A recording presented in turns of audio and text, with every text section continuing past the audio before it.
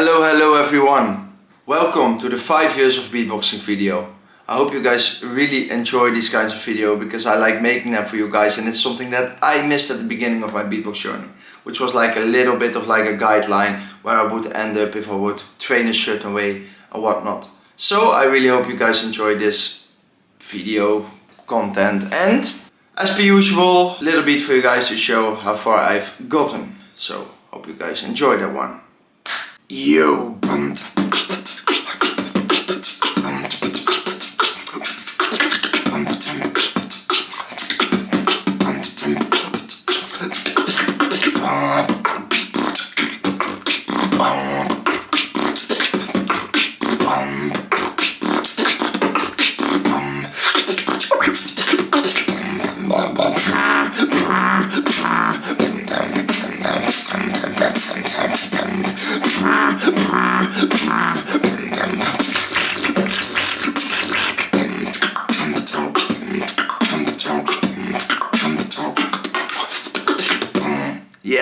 yes. Damn. Even more crazy than last year. So let me start with this video about explaining, first of all, explain how I usually make these kinds of videos. It's basically every June the 18th is when I get to the next year, and I just make like a general description of the things I've done in that year from June 18th to June 18th. So yeah, that's how I go about it. Usually there is a national championship in September, so usually I would say, yeah, from June to September really grinded that. But as the year before that, there was no national championships, which really sucked because I really felt like I could get into like the top 8, maybe try and become the actual national champion, but that's not the case for this year once again.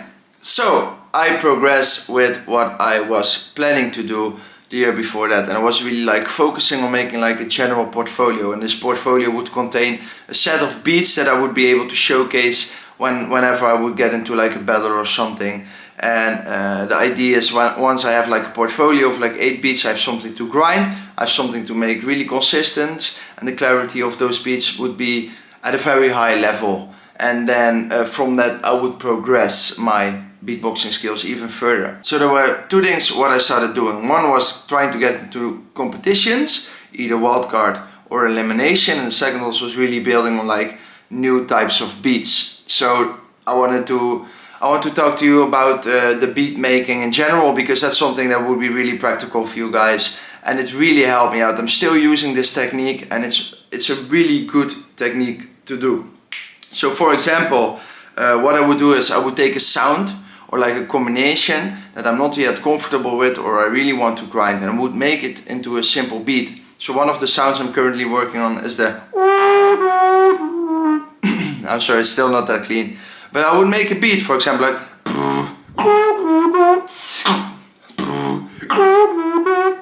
and I would take that beat and I would practice it every day. At a minimum of 5 minutes, I freestyle around it.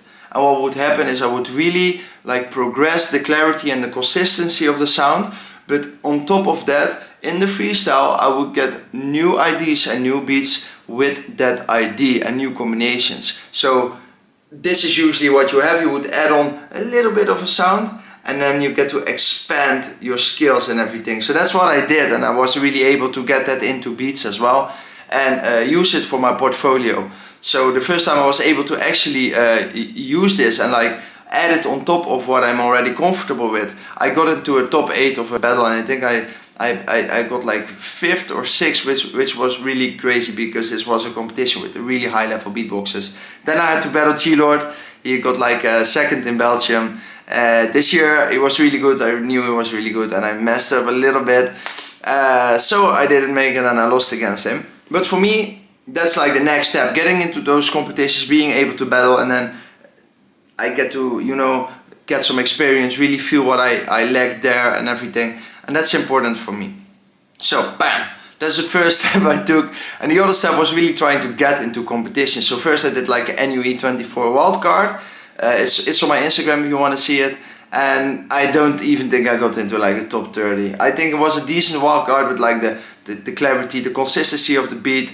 It wasn't as nice as it could have been maybe, and I tried some new combinations as well. I'm not really sure why it didn't pick up by anyone, but yeah, I don't know. It was not yet on a level that would get me into a competition. One of the things that I've really noticed for me is I'm live a little bit better because I'm a really loud beatboxer. It's not something I focus on, but it's something I take pride in, and I practice my beats as loud as possible and as clean as possible. So when I do like a wildcard, that doesn't really pick up. And if someone does like audio engineering way better than I do on my wildcards, because I haven't invested a lot of time in audio engineering as well, their crazy fast techniques are gonna sound awesome, and me really being focused on like the clarity and the consistency takes away from like the impressiveness of the beats in like a comparison to like those guys kinds of beats. So that's one thing I've noticed when I did like the NU E24, and that was like a thought that started to work in my head. So the next wildcard I did, I think, was like Florida Beatbox Battle, was still in like 2024, I believe. So I did that beat, and I really worked on like some new techniques and really tried and get, you know, that thing I was talking about, and how I make those beats.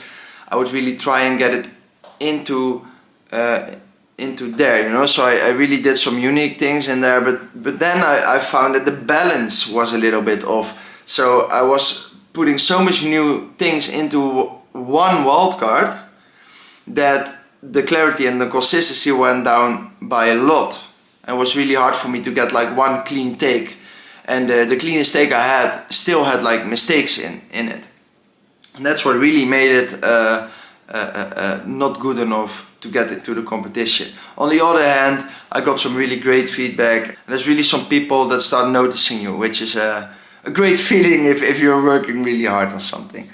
So I think that really describes like what I've been doing till like June 18 till like 2025, and from that point, also in like also because I did the battle against G-Lord, I really figured like, okay, so I have this set right now, and I made those beats for like the battle, so I have like this beginning of a portfolio which I'm proud of and I can really start using, but I also lack a little bit in skill and like clarity and consistency. So I really wanted to work on my timing. I wanted to work on like drums and maybe like get something unique going on with drums as well, because I'm pretty strong with drums.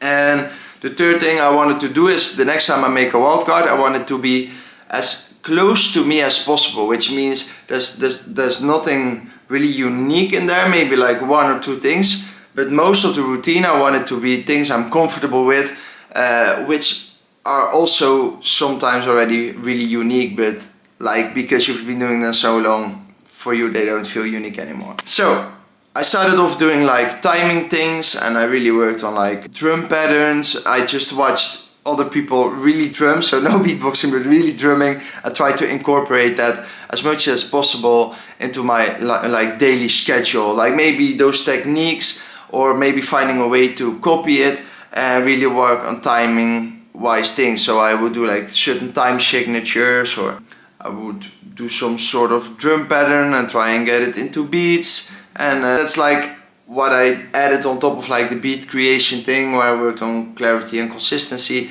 and I grinded that for, yeah, I think I did that for like 4 or 5 months, all the way up until like the next June of 18th. And then on top of that I worked on like wildcards and some routines. So the last thing then is the wildcard I did for GBB, and I did like a vocal combat battle, which was something in Ghent, which is really close to me, hosted or like organized by Footbox G.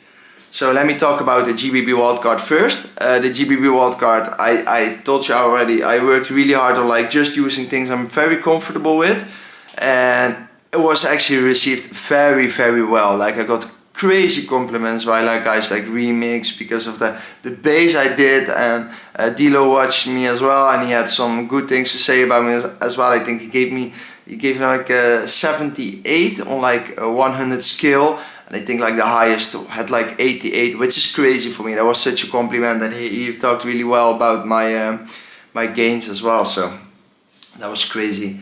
I saw other beatboxers react to it as well. Some were a little bit more critical. Other guys sounded really like Napalm's beat, especially the intro. So they were really critical about it as well. But for me, it was like okay, so I have this consistent like kind of thing going on. I need to use it and then add on something unique. That's basically the thing I got from guys like D-Lo and like Stitch and maybe like Biscuit. That they would say like, okay, it's good, but it does not speak to me in a certain manner that I would think makes it great. And D-Lo really put into words like, okay, you're like in the top dog league, but you need to stand out more, and you can only do that by like gaining more uniqueness and whatnot. So I've really noticed up until this point, so I'm kind of going into the next year as well. I really noticed like I need to find like the right balance. I need to get it as clear and consistent as possible, and like really showcase new unique things. So I just think it's gonna take a little bit of time for me to get it, you know, get it all into the harmony it needs to be. But that's something I work on the next year.